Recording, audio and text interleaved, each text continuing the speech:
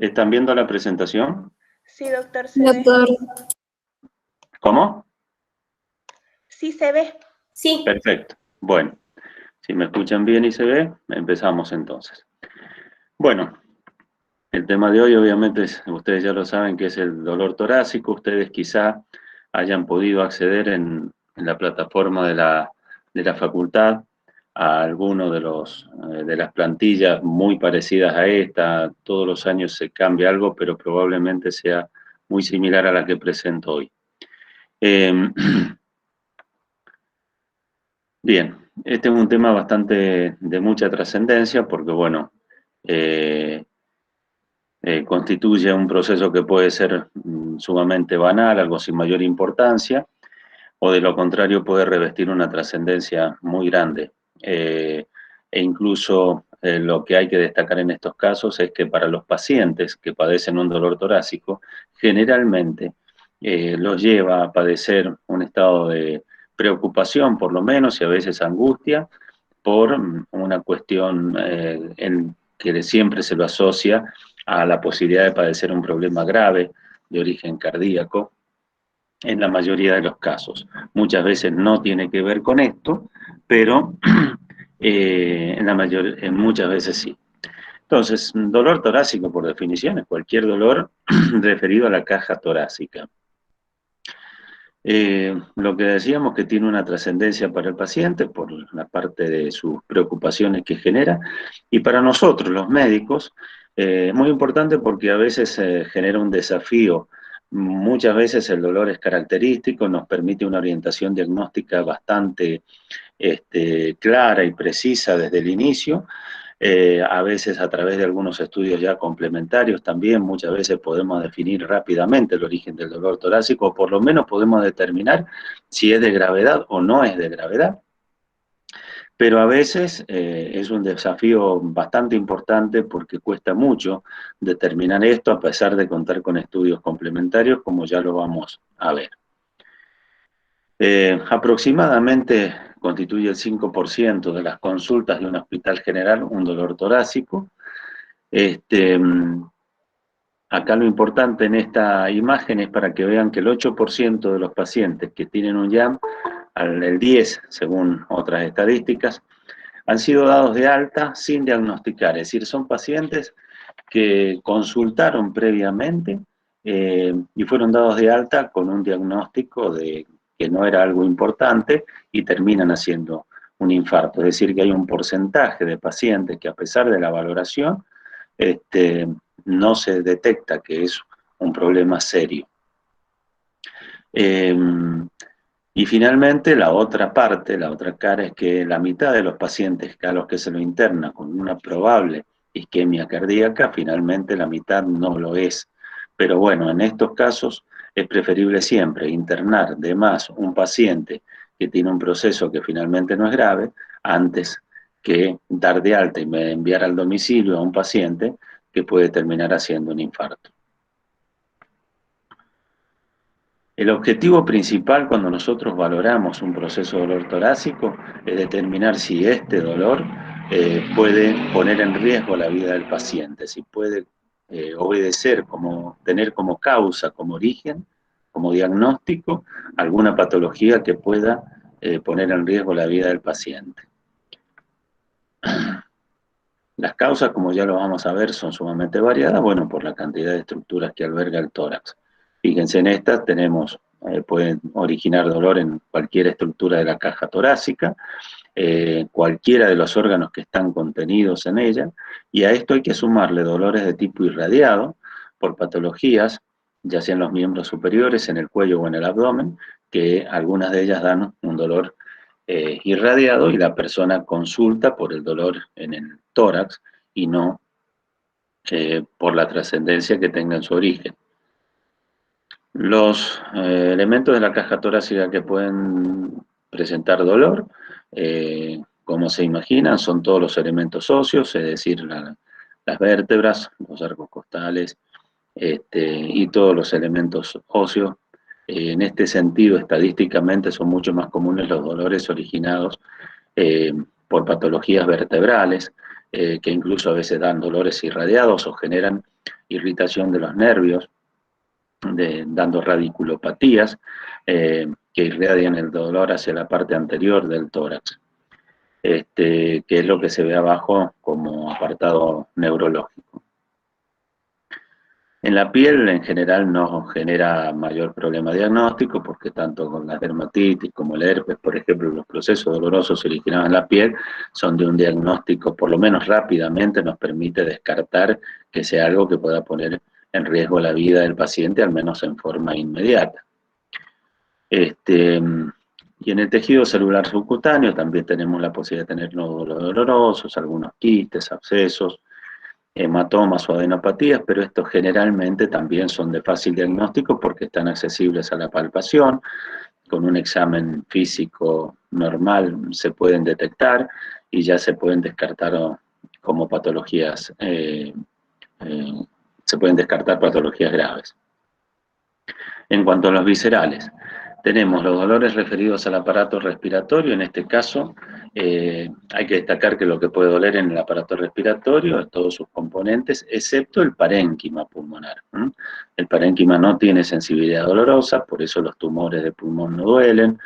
La neumonía, de no ser que dé una pleuritis, tampoco produce dolor. Lo que duele es la tráquea, los bronquios o la pleura. Por eso los dolores originados en el aparato respiratorio también son de bastante fácil diagnóstico en cuanto al interrogatorio y al examen físico inicial, por las características que revisten y que ya vamos a ir viendo en cada apartado. Los originados en el aparato cardiovascular ya son los que presentan, los que revisten gravedad y los que presentan a veces problemas diagnósticos, que son a veces un verdadero desafío. En este caso tenemos la isquemia cardíaca, como a cualquier tejido que le falta llegada de oxígeno, produce dolor, y allí tenemos el síndrome coronario agudo, el ángulo inestable, orangina inestable, las distintas formas de presentación de una isquemia cardíaca, y también hay que tener en cuenta a la pericarditis como un proceso doloroso con relativa frecuencia. En cuanto a los elementos vasculares, la disección aórtica es la que puede generar, y genera cuando se produce a nivel torácico, un importante cuadro doloroso. Finalmente también tenemos estructuras del aparato digestivo, tenemos el esófago con todas sus patologías que puedan originar dolor, como las que están acá mencionadas, de esofagitis, el espasmo de esófago, que a veces nos confunde bastante con otras causas de dolor, y las lesiones erosivas. En cuanto al estómago, la gastritis, a veces, si son de fácil diagnóstico, algunas, sobre todo las que van acompañadas con una esofagitis distal, pueden dar un dolor que se confunde con un dolor precordial. Y muchas veces es importante que ha habido muchos casos, lamentablemente, de isquemias cardíacas que han comenzado con dolores que han sido diagnosticados como gastritis y sin embargo han terminado siendo isquemias miocárdicas, sobre todo las que dan en la cara inferior del corazón, en el ventrículo derecho, son las que pueden dar sintomatologías que más de una vez se las ha confundido con una gastritis. Bueno, como en todo proceso doloroso, tenemos que tener en cuenta para su valoración todos estos elementos que acá figuran, que son averiguar bien dónde es la localización del dolor, si hay una irradiación y en ese caso hacia dónde. En cuanto a la forma de aparición, esto quiere decir si apareció de forma brusca, si fue insidioso, y en el caso de que haya tenido un incremento paulatino, desde muy leve a severo, cuánto tiempo ha tenido esa evolución. También, por supuesto, cuánto tiempo dura el dolor, en el caso de que sea un dolor que cede y reaparece. En cuanto a la intensidad, como en cualquier dolor, se le pide al paciente que lo compare imaginándose el número 10 como el máximo dolor que pueda tener, que le ponga un número. Si bien esto es subjetivo, esta intensidad del 1 al 10 sirve para graficar y orientarnos bastante en cuanto a las posibilidades diagnósticas. Las características, ¿por qué? Porque de acuerdo al proceso doloroso puede ser un dolor en puntada, puede ser un dolor urente, puede ser un dolor opresivo, constrictivo. Eso es importante. Si el paciente no lo dice en forma espontánea, si no lo aclara espontáneamente, uno en el interrogatorio dirigido tiene que ir a investigar y hurgar en las características de ese dolor, porque nos sirve a veces para ir descartando algunas posibilidades diagnósticas. También es importante la presencia o no de síntomas acompañantes. En estos casos, ¿qué síntomas? Y también desde cuánto tiempo, cuánto duran, qué intensidad tienen. Las modificaciones que pueda tener ese dolor, por ejemplo, y el alivio que pueda tener con algunos cambios de posición o alguna medicación que ingiera el paciente. En cuanto a la localización, definirlo lo más preciso posible, en cuanto a lugar y extensión, y también en profundidad. Los procesos dolorosos torácicos se irradian habitualmente, los que producen irradiación hacia el cuello, los miembros superiores. En el caso de la isquemia cardíaca también puede irradiar a la mandíbula y algunos a la región dorsal, que ya los vamos a ir viendo por separado. Esto es lo que les decía con respecto a la forma de aparición, si es brusco o progresivo, si está relacionado con horarios, movimientos, algunas comidas, y si hay algunos factores desencadenantes, como el frío, el ejercicio, el hábito de fumar, si el paciente ha notado que hay alguna cosa de estas que pueda ser el desencadenante del dolor, nos ayuda, nos orienta en cuanto a la etiología del mismo. La duración, cuánto dura el dolor, cuánto duran las exacerbaciones, en el caso de que sea un dolor que oscila en su intensidad. También las irradiaciones, y en el caso de que sea oscilante, la frecuencia más o menos que tiene también nos ayuda a los diagnósticos.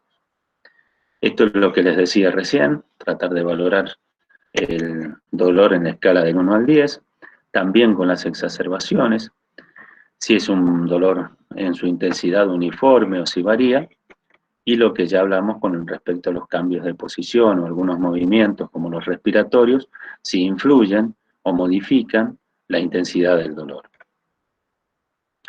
Estas son las características que puede tener. Tenemos el dolor punzante, que es una puntada. Por ejemplo, ahora lo vamos a ver, el dolor punzante es una característica a veces de la pleuritis, ¿no?, que aparece, por eso se la llama puntada de costado. El dolor puede ser intermitente, el opresivo, que es el dolor de origen cardíaco, tiene la característica de ser una presión, una opresión. La persona siente como que hay algo que le aplasta el lugar donde le duele. Puede ser constrictivo, como el dolor que aparece en el espasmo de esófago. Puede ser urente, como en la esofagitis o en la gastritis, o a veces el paciente directamente, por más que nosotros investiguemos, lo interroguemos, lo examinemos por todos lados, no puede definir el dolor y no sabe bien cómo definirlo.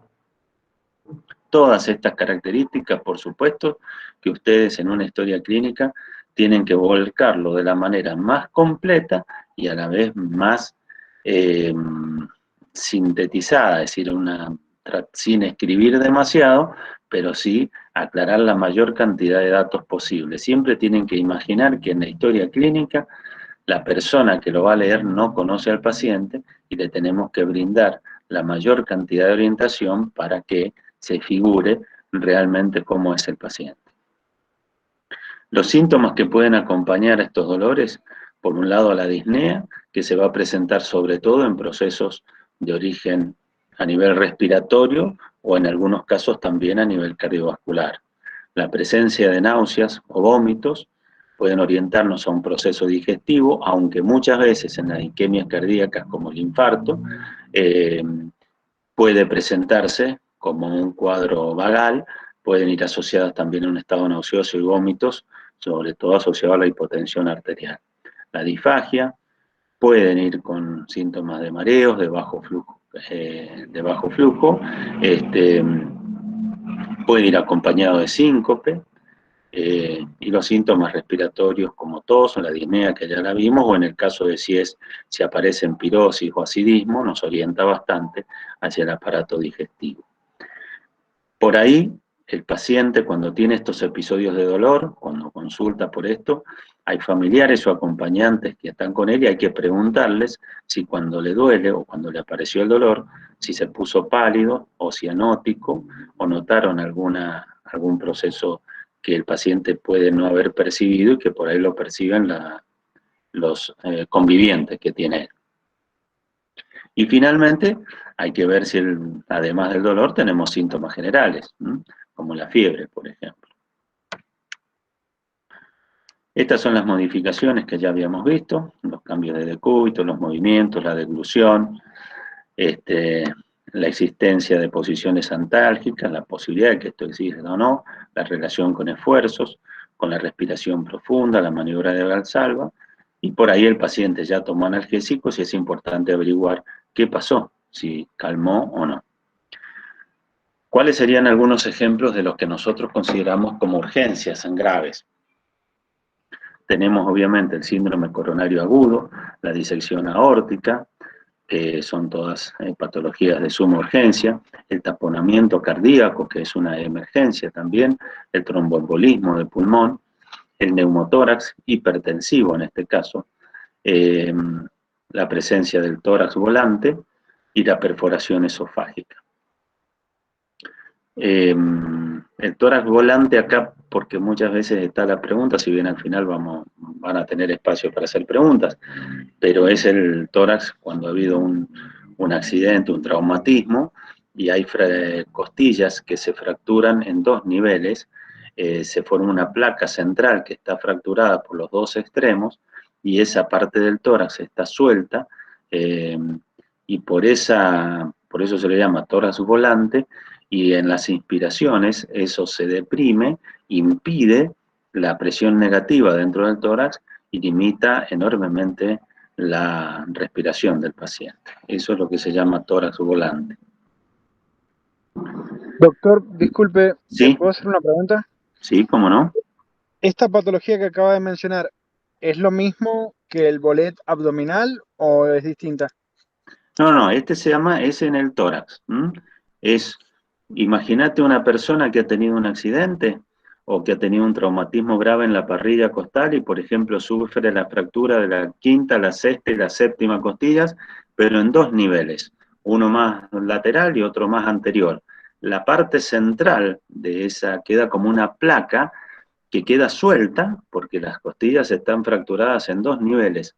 Entonces, ante una inspiración, esa parte del tórax, en vez de expandirse hacia afuera en la inspiración, es absorbida por la presión negativa hacia adentro, entonces limita el desarrollo de la presión negativa en el tórax e impide el ingreso normal de aire, permite un ingreso muy limitado de aire y genera una insuficiencia respiratoria importante. Y en la expiración, protruye hacia afuera, entonces eso limita, altera enormemente la mecánica respiratoria y en realidad se soluciona bastante fácil, con una ropa, algo, si esto es una persona que está en la calle haciendo un bollo con un pullover que tenga algo, se comprime esa zona y no importa que esa zona quede comprimida, pero el resto del tórax sigue funcionando hasta que, bueno, eso va a una cirugía torácica de estabilización de los arcos costales.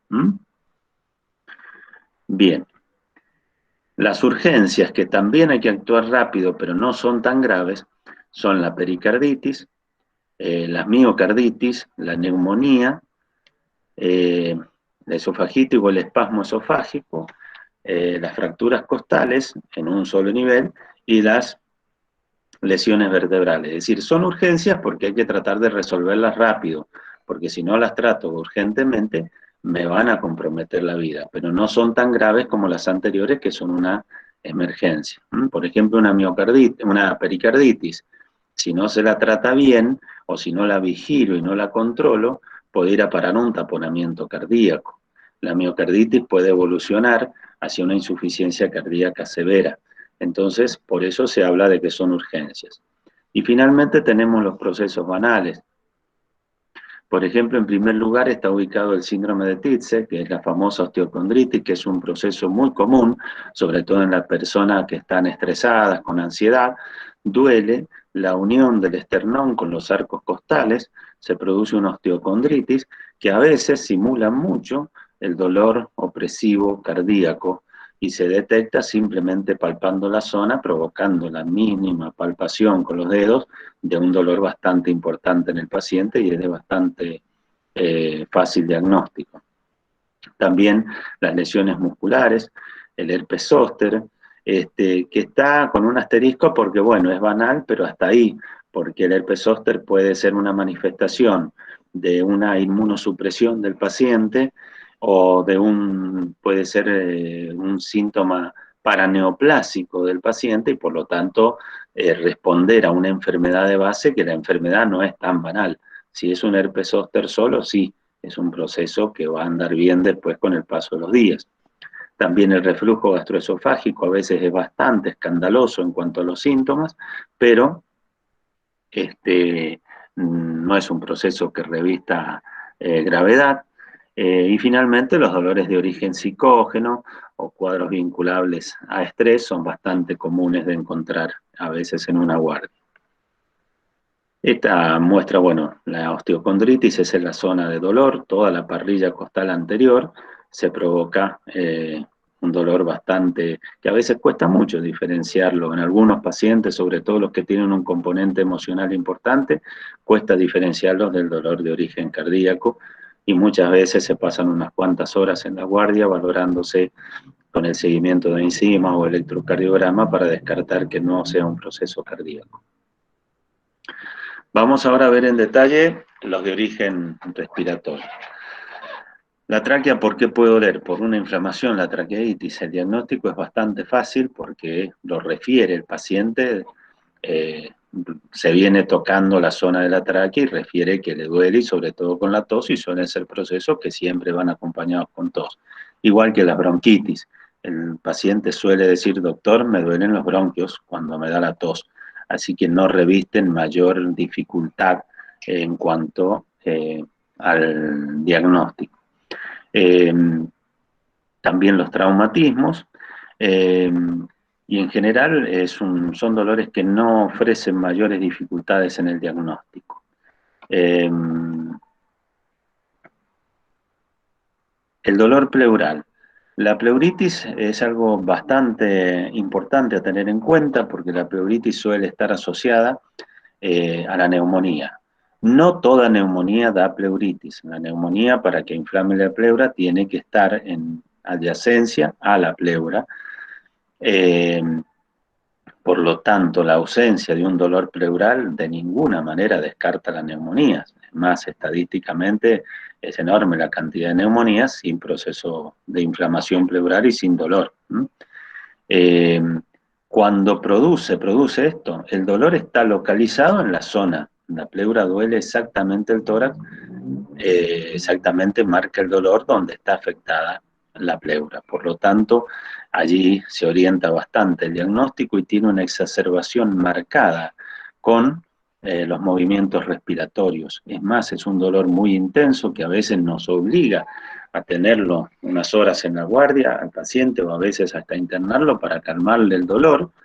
Y esto, como medida, actitud antiálgica del paciente, opta por una respiración superficial, por disminuir la ventilación, lo que facilita también el diagnóstico.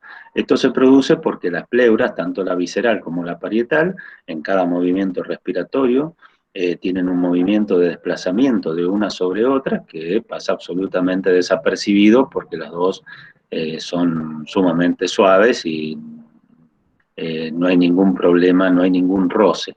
Cuando la pleura se inflama, se pierde esa suavidad que tienen estas membranas, toman una cierta aspereza, digamos, y el roce provoca un dolor muy, muy intenso.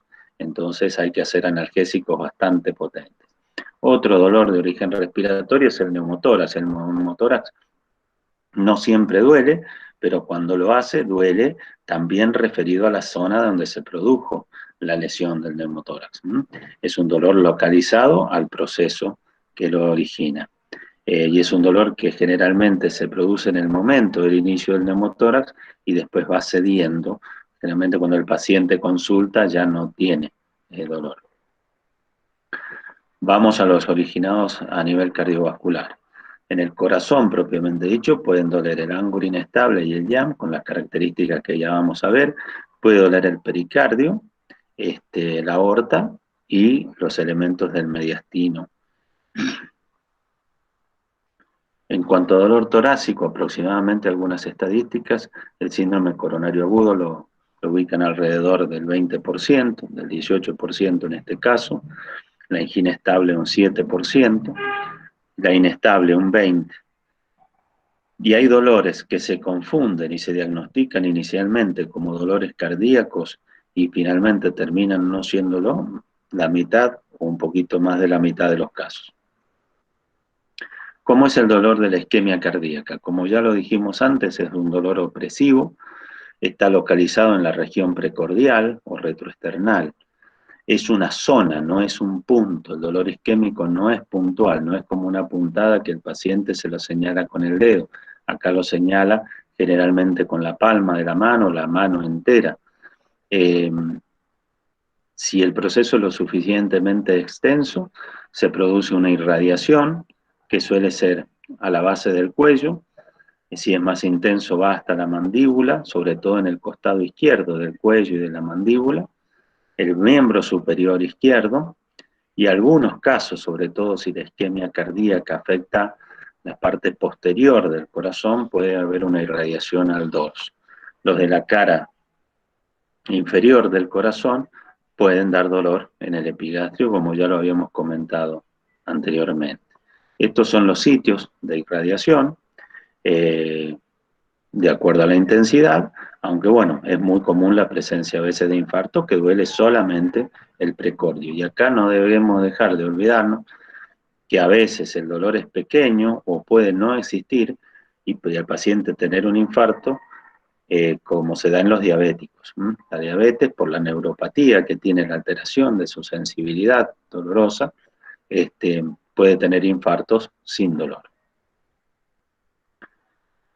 ¿Con qué aumenta la intensidad del dolor isquémico que refiere el paciente? Bueno, con la actividad física, la ingesta, sobre todo si es copiosa, la ansiedad, el hábito de fumar y el frío. Es más, y todos estos factores que aparecen en esta placa son a veces factores que desencadenan la isquemia miocárdica. El paciente dice que el dolor empezó cuando se puso a hacer ejercicio o después de haber comido mucho o por algún estado de ansiedad.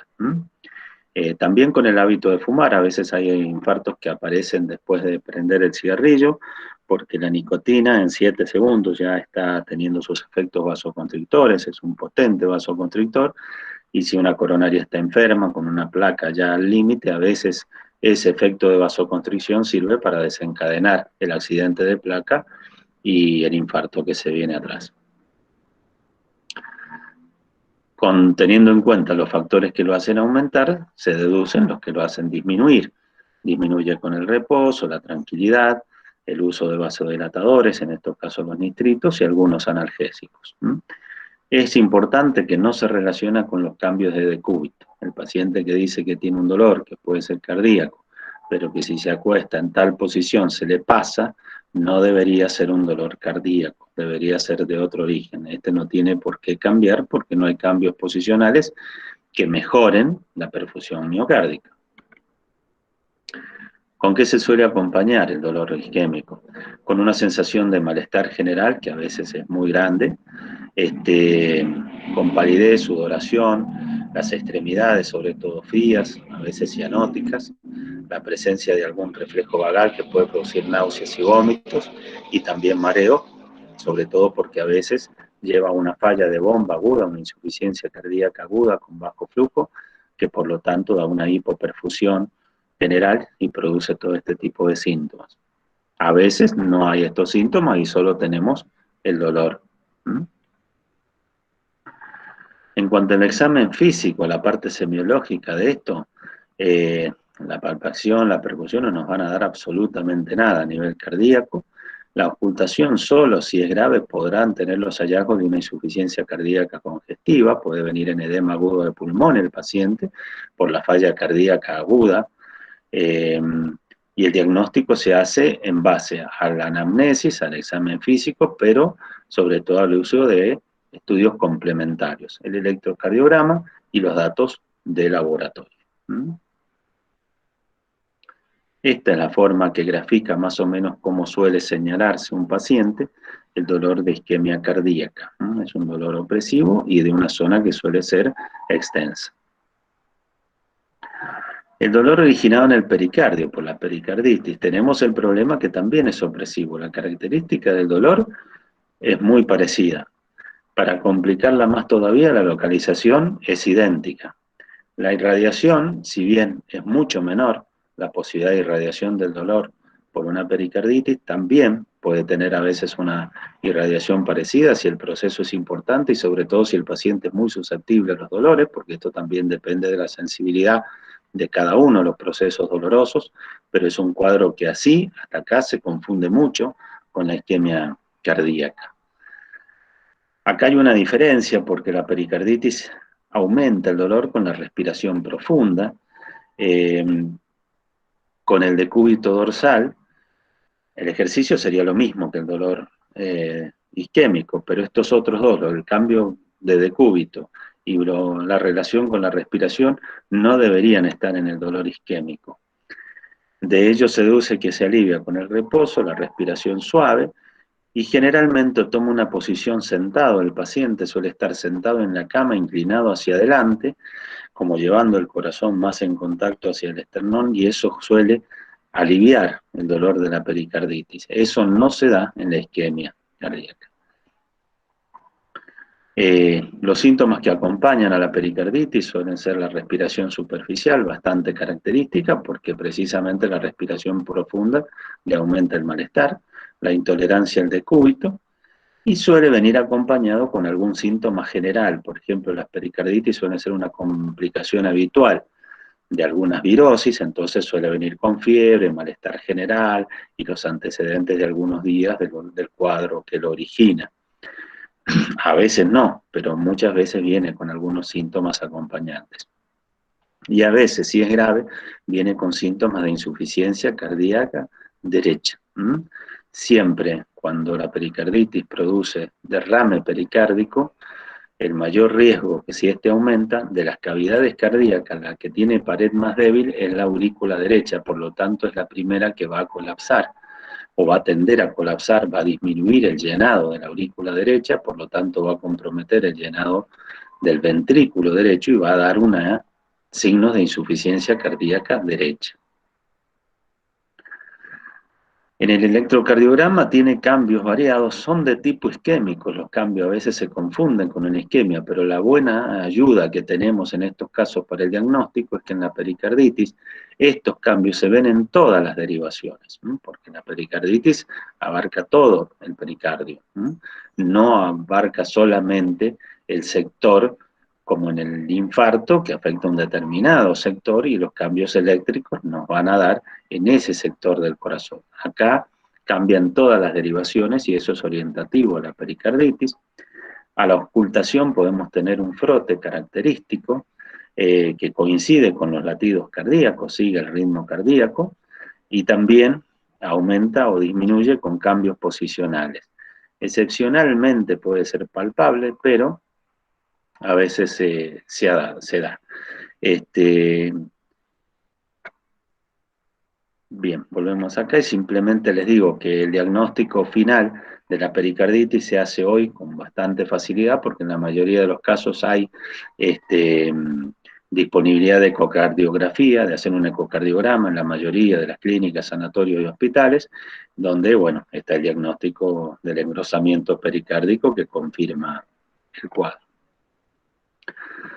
Vamos al dolor preurítico, ya dijimos algunas cosas, la irradiación es precisamente adyacente a la lesión, se puede irradiar al cuello también una pleuritis, si es a nivel superior, y esto lo más importante es que agrava, y agrava en forma severa con la respiración profunda y el ejercicio.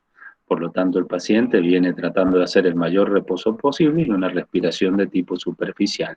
Incluso a veces, si es en una base pulmonar, viene el paciente inclinado, lateralizado, como comprimiendo esa zona afectada para que no ventile, no expanda y no le duela, y expanda y ventila el pulmón sano. ¿Qué síntomas pueden acompañar a una pleuritis? La enfermedad causal, que generalmente es una neumonía, y bueno, por lo tanto va a tener fiebre, malestar general, tos y todo el síndrome de neumonía que ya van a ver más adelante. El frote pleural se puede ocultar sobre el lugar donde está el dolor, pidiéndole al paciente que respire lo más que pueda. Recordemos que estamos revisando un paciente que le vamos a pedir que respire hondo cuando la respiración profunda precisamente le provoca un dolor severo.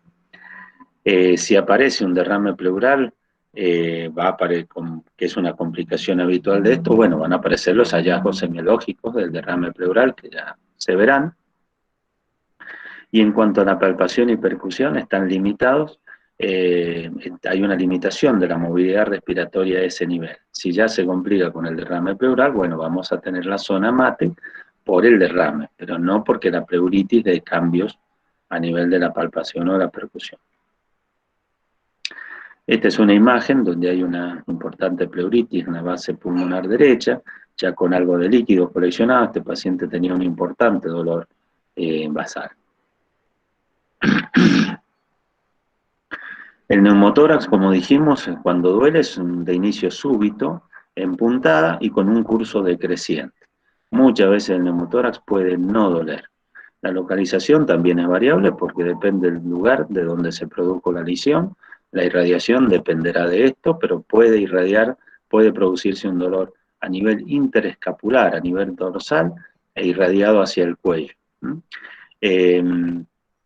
Se intensifica con la respiración, con la tos, y alivia con la respiración superficial y el reposo. Hay que ver porque también si el neumotórax es importante, es grande la cantidad colapsada o un colapso completo y depende del tipo de paciente, el paciente puede venir incluso en insuficiencia respiratoria. A la inspección de un neumotórax vamos a tener menor movilidad en el lugar afectado. Allí va a haber algo muy importante en el examen físico, que es la abolición de las vibraciones vocales. Las vibraciones vocales son transmitidas por el parénquima pulmonar, entonces al haber un colapso del parénquima, hay solo aire debajo de la pared, por lo tanto no hay transmisión de las vibraciones vocales. Y a la percusión hay una hipersonoridad, porque es todo aire debajo. Esos son bastante característicos. Hay una franca disminución del murmullo vesicular o su abolición de acuerdo a la intensidad del neumotórax, y el diagnóstico se confirma por una placa de tórax. Acá vemos en este caso sobre el hemitórax izquierdo, a ver, allí va el cursor, esta línea que estoy señalando, que se ve de un color más blanco hacia el interior, hacia afuera, esto es un neumotórax parcial, no hay un colapso completo, pero es un neumotórax bastante importante en la base del pulmón izquierdo. Y aquí, sobre el otro campo, seguramente en tejido celular subcutáneo, en las partes blandas, esto es la imagen de un proyectil, que es lo que ha originado la perforación a algún nivel de aquí, que ha provocado el neumotórax. Bien. El dolor cuando es esofágico puede ser a veces opresivo, pero lleva un componente de ardor, de quemazón, el paciente de acidez o de pirosis, porque las patologías esofágicas tienen como inicio la hiperacidez dentro del esófago. La localización es detrás del esternón, depende de la extensión de la lesión del esófago, puede ser que afecte solo la parte cercana al cardias o a veces hacia arriba llegando hasta el cuello. De allí las irradiaciones que tiene, hacia el cuello o al dorso, se intensifica con la respiración. ¿Por qué? Porque en la inspiración el diafragma tironea hacia abajo, digamos, de la zona del cardias y elonga un poco, moviliza el esófago, que puede provocar que duela un poco más. Y se intensifica también con la deglución. Alivia con los antiácidos en la posición sentado, y acá un factor para confundirnos, que es que alivia con los nitritos, como cuando se produce el dolor esofágico por espasmo, es una contracción muscular lisa, los nitritos lo relajan, y lo mismo que usamos para ver si se da el dolor, para orientarnos si es un dolor cardiovascular por isquemia, va a aliviar el dolor del espasmo esofágico. También con algunos antiespasmódicos, y va acompañado de disfagia, acidismo y una sintomatología muy florida de tipo gástrica. Esta es la zona de irradiación del dolor de tipo esofagitis o de un espasmo de esófago. En algunos sentidos se confunde bastante. Y ha habido más de una vez que algún paciente ha terminado a veces por tener electrocardiogramas con bloqueos de rama, con cosas que confunden la interpretación de un electrocardiograma, han terminado con una coronariografía y diagnosticándose finalmente un espasmo de esófago. Estas son placas de espasmo de esófago, ven el aspecto rosariado que tiene el contraste dentro del esófago, fíjense las austras, esto es sumamente doloroso, ¿no? Esto provoca un dolor retroesternal bastante intenso. Vamos al dolor originado por una complicación aórtica. Puede ser también opresivo, pero en general hay un dolor punzante y es muy intenso. Es una intensidad que el paciente lo va a referir sí o sí como 10 en 10. Depende de dónde inicie la disección, puede estar localizado en la región anterior o en el dorso, porque depende si es el inicio de la aorta, es en el callado o es en la parte ya posterior. Generalmente se irradia hacia la zona interescapular y en el caso de que continúe, se irradia hacia la zona lumbar. No se modifica, ni tiene agravantes ni alivio, no tiene agravantes porque es un dolor sumamente intenso. Y siempre va acompañado de palidez, sudoración, un malestar general muy intenso, una diferencia en la tensión arterial que se toma entre los brazos y las piernas, muy importante. ¿Por qué? Porque en las piernas llega mucho menos flujo, hay una tensión arterial, una hipotensión, un déficit de perfusión en los miembros inferiores, con livideces, con disminución de los pulsos periféricos.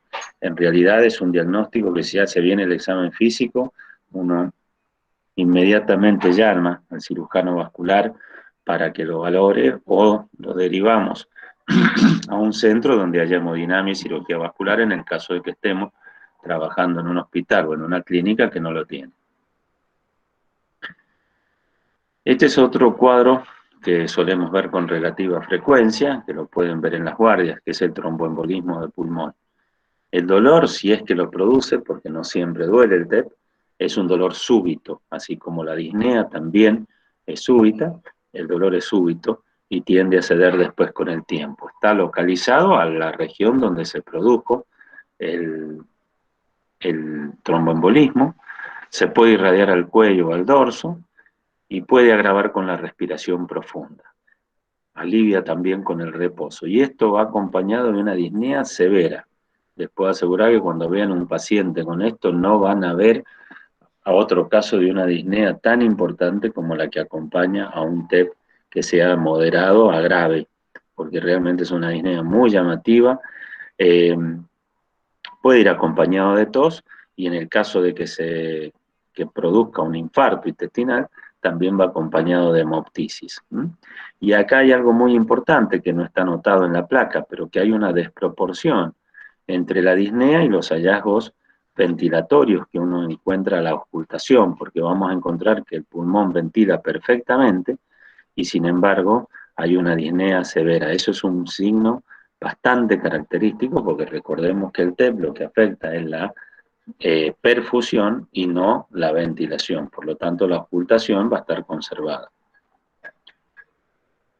El dolor de tipo neurogénico va a ser punzante, es el diagnóstico bastante fácil porque sigue el trayecto de una raíz nerviosa y suele tener lesiones en la piel o antecedentes traumáticos, como en el caso, por ejemplo, antecedentes traumáticos o si no lesiones en la piel como el del herpes. La pared torácica, bueno, tiene las características propias de localización y radiación y generalmente va acompañado de los habituales de cualquier proceso doloroso, se hace un diagnóstico fácil porque la presión digital, nosotros con nuestras manos, nuestros dedos, generamos el dolor y el paciente lo localiza perfectamente. Suele estar acompañado de hematomas o algunas otras lesiones locales que son en general de fácil diagnóstico. Y tenemos el dolor de origen psicógeno, que es muy variable, puede simular cualquier tipo de cuadro. Lo importante es que suele ser incoherente, puede faltar la coherencia entre las características del dolor, pero en algunos casos son simulados con bastante exactitud de algunas patologías graves y por lo tanto hay que realizar los estudios correspondientes y todo para estar seguros de que atribuirle un dolor psicógeno. Esto se hace por descarte. Es decir, cuando vemos que la placa de tórax es normal, que el electrocardiograma es normal y que los hallazgos auscultatorios también, ahí podemos decir recién que es un dolor de tipo psicógeno. Bueno, esto que ven acá es un espasmo a nivel del cardio, es muy doloroso. Esta es una imagen que ven, es el interior de un esófago con una esofagitis severa. Esto es sumamente doloroso. A nivel retroesternal y de tipo urente. Esto es de muy fácil diagnóstico, obviamente, pero a veces el herpes zóster, como este, en estadio inicial solo tiene el dolor. El primer día o a veces 2 días tiene un dolor intenso, pero sigue la raíz nerviosa hasta que aparecen las lesiones en la piel. Esto que ven acá es una neumonía, donde está ubicada la estrellita arriba, es una neumonía del vértice. Estas neumonías tan extensas siempre van acompañadas de un compromiso pleural en general y con dolores pleurales a la respiración profunda. Y bueno, pero el diagnóstico radiológico es bastante sencillo. Esta es una neumonía de campo derecho, se va a ver que no hay una consolidación como recién, sino que acá en toda esta zona hay lo que se llama broncograma y alveolograma, no está consolidado, pero sí está afectado, y del otro lado hay un aumento de, van a ver que hay un tironeamiento del mediastino hacia la derecha, por esa retracción que hay del parénquima afectado, y como que hay un aumento de la transparencia en el campo pulmonar izquierdo. Acá tenemos una imagen también de una neumonía a nivel central, con algunos focos contralaterales, una neumonía bilateral. Estas pueden o no ir acompañadas de procesos dolorosos. En este sector, del lado izquierdo, van a ver este nivel que se observa, un nivel. Esta no es la forma normal del diafragma. Este nivel que se ve es la presencia de un derrame que no tiene tampoco la curva habitual que sería ascendente hacia la parte exterior como si siguiera el arco costal anterior. Acá hay un nivel plano porque hay aire también. Es un hidroneumotórax que está presente en este paciente. Acá tenemos algo que puede también provocar sintomatología torácica, pero la placa es interesante. Esta línea que vemos acá es el diafragma, por debajo hay aire. Esto es un neumoperitoneo, es un paciente con una herida de arma de fuego que acá ven el proyectil ubicado a nivel superior. Esto sí que es una emergencia. Esta placa que ven es un severo neumotórax hipertensivo. Acá está la línea del derrame, porque hay un derrame pleural también. Todo el campo pulmonar derecho, fíjense cómo se ve la columna en toda su extensión, con una transparencia notable, porque el mediastino está todo desplazado hacia el campo izquierdo. Esto genera una insuficiencia respiratoria grave, severa, y esto hay que solucionarlo de manera inmediata. Esto se soluciona con un tubo de drenaje de tórax, pero a veces en una guardia se puede ir ganando tiempo colocando un Avocat de calibre grueso por debajo del segundo espacio, a nivel del segundo espacio intercostal, simplemente para permitir la salida por allí de este aire que está a presión. Este es el neumotórax hipertensivo, esto está a presión, tiene mayor presión que el aire exterior, por lo tanto cualquier tubo de drenaje que coloquemos va a permitir la recuperación de este cuadro. Otro neumotórax, aquí en este caso localizado, no tiene una buena expansión el pulmón. Esta línea blanca que ven en descenso y que sale afuera del tórax es una línea radioopaca que llevan los tubos de drenaje pleural para ver que el tubo está bien colocado. Sin embargo, el neumotórax no se ha resuelto, el pulmón no está expandido y probablemente este paciente vaya a cirugía. Esta es otra placa donde ven un tubo de drenaje pleural con el neumotórax ya drenado. Acá vemos un aplastamiento vertebral de este cuerpo vertebral, viene en la zona media de la placa. Esto produce sin dudas compresión radicular y un dolor torácico severo desde este lugar y hacia adelante en forma de, como si una cincha tuviese un cinturón doloroso a este nivel, y esto es por una lesión vertebral. Otra neumonía extensa del campo pulmonar derecho y también con lesiones a nivel del campo izquierdo, aunque mucho menor, con un tironeamiento del mediastino hacia la derecha. Esta es la zona de la osteocondritis. Y esto es lo más importante que le tiene que quedar, que detrás de todo dolor de tórax puede haber una patología grave que comprometa la vida del paciente, y nuestra obligación es descartar las causas graves, o en el caso de que las encontremos, implementar el tratamiento lo más urgente que se pueda. Esto dependiendo de dónde estemos, de la posibilidad de estudios complementarios y diagnósticos, de asistencia de otros servicios, de otras especialidades, pero en la mayor medida que podamos, debemos siempre prestar atención a un proceso de dolor torácico y recién ponerle el título de un proceso banal cuando hayamos constatado que así lo sea y hayamos descartado patologías de gravedad. Bueno, escucho preguntas si tienen para hacer. Tenemos un rato para hacerlas.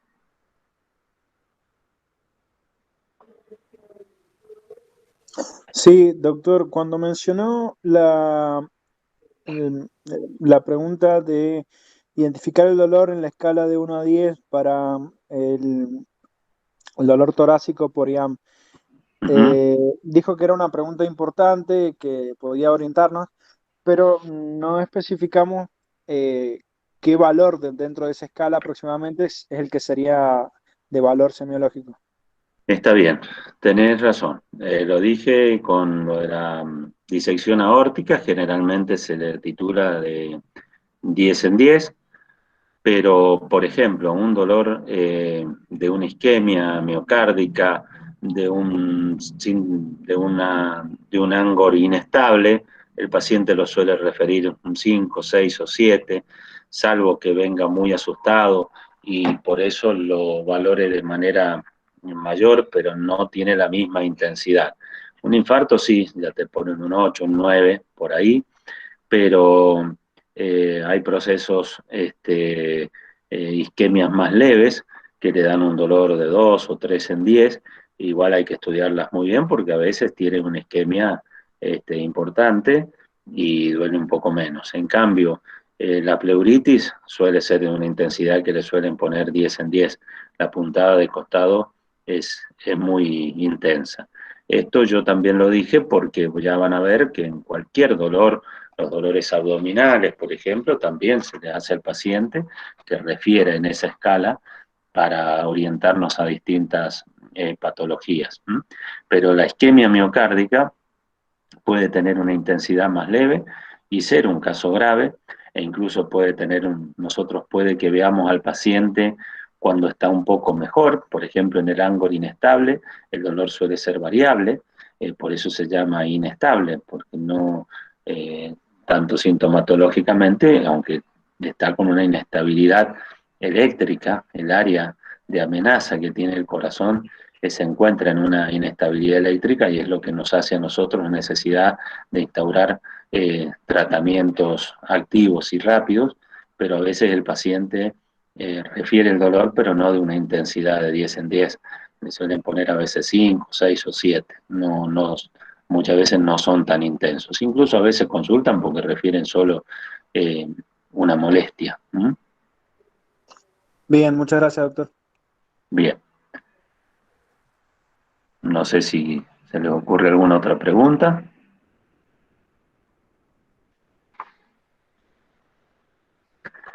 De todas maneras, bueno, queda grabado, queda la plantilla, queda en los teóricos, pueden acceder a través de la plataforma a ellos. Y bueno, cualquier duda, a través de sus compañeros que sean alumnos míos, me pueden por ahí localizar y lo que haga falta les puedo explicar. Así que, si no hay más preguntas, lo damos por terminado. Y bueno, muchas gracias por la atención y espero que les haya sido de utilidad y que podamos... Doctor, disculpe una consulta Sí. antes de que se retire. Sobre el libro que utilizó para el teórico, ¿de qué libro recomienda estudiar el tema? No, mirá, esto está hecho en base a muchos. Yo, por ejemplo, en cuanto a la parte de semiología, a ver, porque acá hay una sumatoria de cosas. La parte cardiovascular, el Caíno Sánchez sigue siendo el mejor libro de consulta integral para semiología cardiovascular. Entonces, eso es de donde mejor lo pueden actualizar. Después, en los libros tratados en medicina interna, como en Ferreras, por ejemplo, que es un libro, son textos que detallan muy bien la semiología de toda la parte respiratoria, sobre todo, son muy confiables. Pero también yo por ahí recomiendo, la Universidad Católica de Chile tiene hecho un manual de apuntes, apuntes de semiología creo que se llaman, que son de libre acceso, que sirven muy bien para repaso.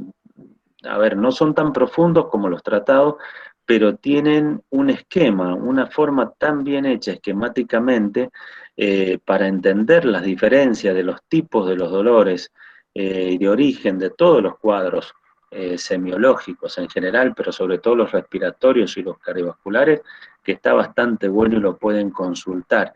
Creo que figuran como apuntes de semiología PUC.